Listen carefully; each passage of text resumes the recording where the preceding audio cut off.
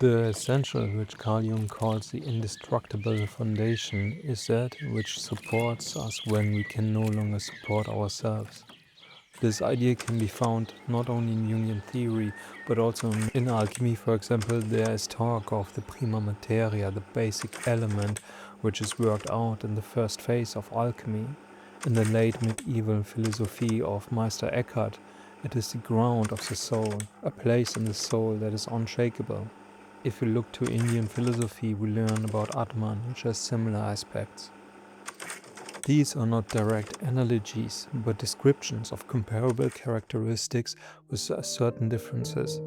Nevertheless, they all thematize an element which is indestructible, something that is not immediately obvious, but can only become conscious through targeted confrontations. In psychology, the essential can be described as the laws that are peculiar to himself. It is what constitutes our core, independent of the personal complexes that arise from our history, but rather on the rich stars we are born, something that is innate, something that is constant and never lets us down. In Sufism, there's a saying, to be in the world, but not of it. In the context of this topic, it speaks about an essence that lies outside this world.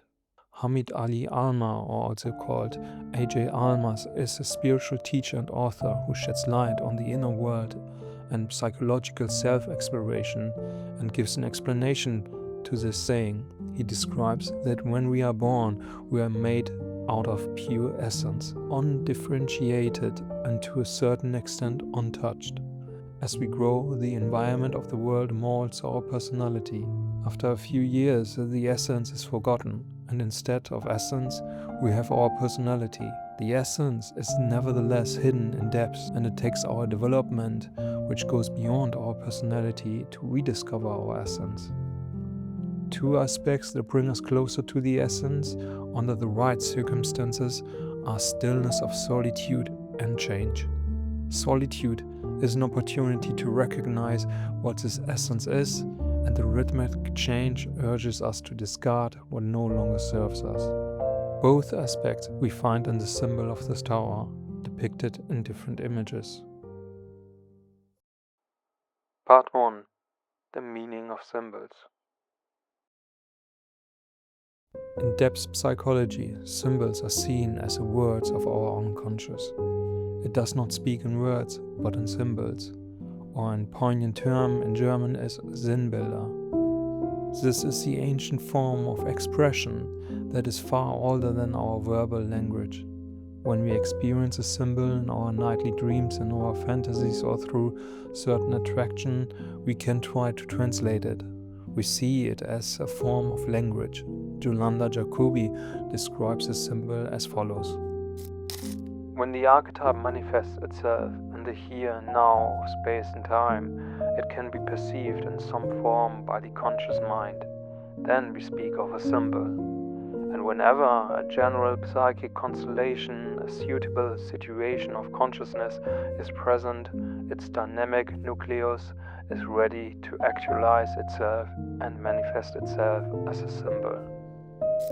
With this in mind, we can ask ourselves, what is the situation of consciousness in which the symbol of the tower is manifested?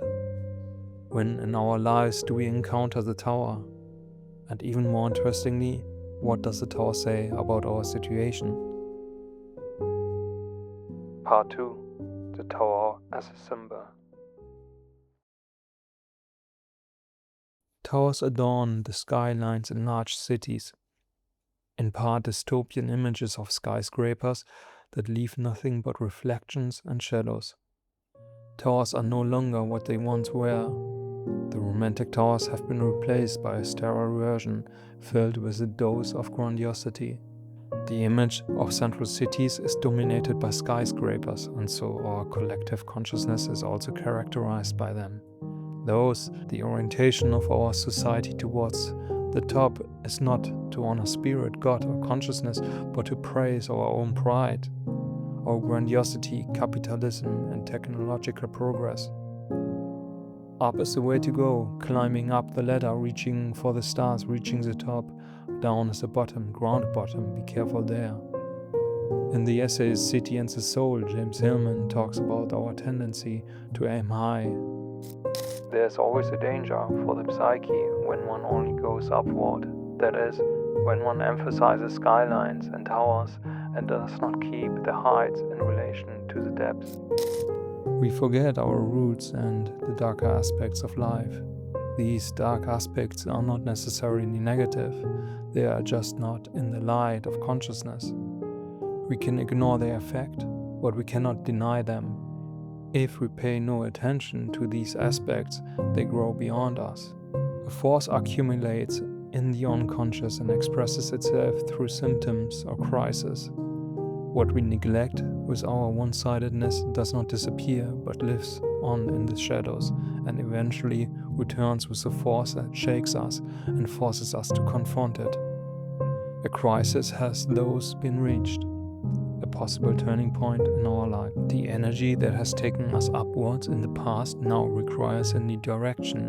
An example of this is the burnout.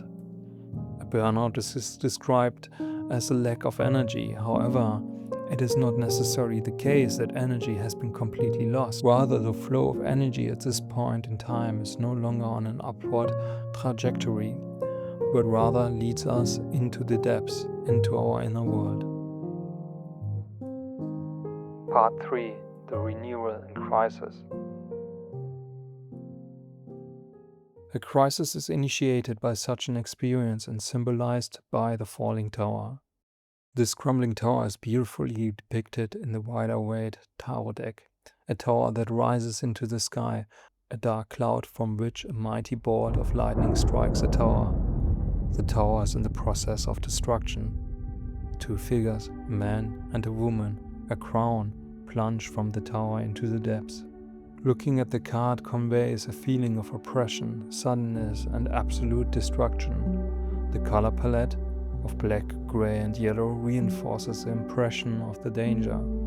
How can we understand this as a representation of a process of our psyche? Let's start with the tower. It is not a natural phenomenon, but something that was created by humans. It is based on our thinking, our logic, our imagination, our understanding. The shape of the tower is masculine. The masculine stands for consciousness. We are therefore dealing here with a symbol that reflects the dynamic in consciousness. Since it is defined by our thinking and our understanding of the world, we can see the tower as a representation of the ego. If we look at the next element, we notice who occupies the space of the tower. A royal couple. The crown indicates this. A ruling function in our psyche, an authority that we might have modeled our lives on. And the disintegration of the tower is not a slow process, but a sudden one, initiated by divine force. A message sent by the powers of the unconscious, telling us that something has to change. The one-sidedness that we see in the tower, which only goes upwards, has reached a limit, and it is time to create balance. This does not always happen through our own will, but through events that are beyond our control. This dynamic is also known as enantiodromia, a term coined by the Greek philosopher Heraclitus. Heraclitus emphasizes that the opposite can be reversed. For example, day becomes night or life turns into death. In Jungian psychology, it describes the opposing sides in the conscious and the unconscious. Carl Jung said, "I use the term enantiodromia for the emergence of the unconscious opposite in the course of time." The ruling function of the ego, with its one-sidedness, its beliefs and behavior patterns, has served. It is time for renewal. This renewal becomes all clearer if you take a closer look at the major arcana of the tarot. The major arcana is a central group of 22 cards in the tarot that represents a cycle, similar to a hero's journey, for example, and it stands for various archetypal themes. The tower occupies the position of the 16th card and seems to represent a break in the cycle. As they are followed by brighter and happier images, that convey a sense of hope and optimism. To summarize, we can understand this representation of the tower as an act of breaking free from old patterns, from the ways in which we have moved through the world so far, and the forces that have determined this movement. It is a liberation that is not initiated by our conscious will, but by an intervention that lies outside of consciousness. Part 4. To be with oneself.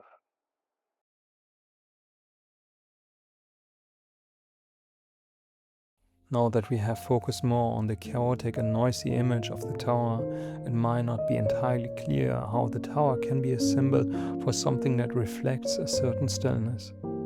However, if we look to the past, we see slightly different images of the tower. It was used for isolation of prisoners, but also voluntarily isolation. In the article, an image of mysterious wisdom won by Toil, Katarzyna Murawska describes the following. The 18th century developed yet another meaning for the tower. The inaccessibility of its upper levels and isolation of its occupants, until then associated with being held captive and therefore implying a forced isolation from the world, was from the end of the 18th century transformed into a self-imposed isolation. The lonely tower dweller, whether an eccentric nobleman or a hero in a novel, even if imprisoned, is there of his own free will, and he retreats from public life of his own accord for the cause of the vita contemplativa in order to devote himself to his own fancies and obsessions in contemplative isolation. Lonely and voluntary tower residents and owners include Hermann Hesse, Rainer Maria Rilke, Virginia Woolf, Marie-Louise von Franz, Carl Jung, and many other personalities from the worlds of philosophy and literature. All of them give us a certain image of the tower, which cannot be equated with the towers that we have looked at in the previous images. A tower whose purpose is to offer us a space for focus, contemplation, and creative work. In the tower you are isolated from the outside world. It is a space for introversion. The tower in the context shows us the generative and creative power of isolation. In the outside world, it is easy to become addicted into consumption. The tower as a symbol emphasizes the ability to isolate oneself from time to time and to connect with the creative part of the being. But not only that, isolation can also serve us to get to know ourselves and discover the indestructible foundation within us. The highest and decisive experience of all, which is to be alone with the patient's own self, or whatever else one chooses to call the objectivity of the soul. The patient simply must be alone if he is to find out what it is that supports him when he can no longer support himself. Only this experience can give him an indestructible foundation. Carl Jung describes this type of activation as the animation of psychic atmosphere. He experiences himself in his tower in Bollingen, which allowed him to become one of the most important pioneers of the psyche. Isolation helps us to distance ourselves from the superficialities of everyday life and create space for the essentials. Of course, this also means that we cannot sit in our tower metaphorically or literally and be active on social media at the same time. It would not be appropriate. It would be an invitation of the outer world, the world of distractions, into our inner world. This romantic image of the tower therefore not only talks about physical isolation but also about inner isolation. This creates focus, and the tower possesses focus in its physical form. It rises vertically, draws the eye to a central point. The tower focuses because it provides a clear direction from the bottom to the top, from the mundane of everyday life to the meaningful of the inner world.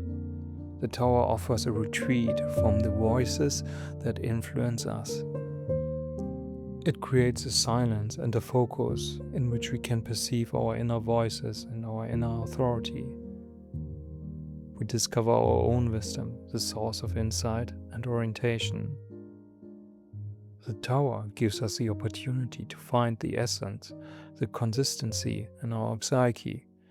It offers us the necessary isolation to get closer to this, and the decay enables us to discard the dominating structures that keep us from the essential and which no longer serve us. Whether a dream in which a tower appears in sudden fantasies, in synchronicities, or through an inexplicable curiosity which attracts us for seemingly no reasons, the tower teaches us that the journey upwards is only meaningful if it is supported by the deep roots.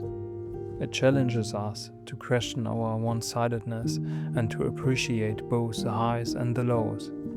In this way, the tower becomes a symbol of a psychological process that leads us back again and again to what is really the connection to the indestructible foundation of our being.